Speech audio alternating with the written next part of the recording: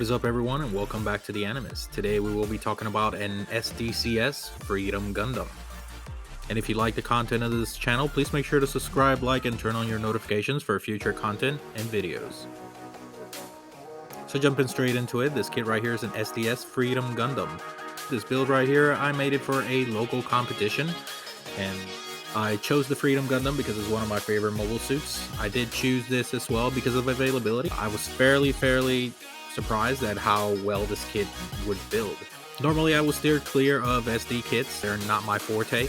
However, this is my first SD kit. I have not built an SD kit before or painted an SD kit before, and it presented quite a challenge. I definitely recommend this for everyone that is looking into the building an SD. The cross silhouette line is definitely something you should look into. They have an inner frame, it's fairly easy to build. There's no very minimal nut marks, stress marks. I didn't have any seam lines on this kit specifically, when usually I have a lot of seam lines when it comes to other kits like maybe high grades and master grades. I didn't experience any of that with this kit. Now that we're speaking about corrections, it did come with an extensive sticker sheet. However, we did not use any of those in this video. We definitely fully painted this kit and customized this kit. So hope you guys enjoy the video. And if you have any suggestions or any recommendations, as well as anything that you guys would like to see on the channel, please make sure to leave us a comment and we'll make sure to reply to you. With that being said, I hope you guys enjoy the rest of the video.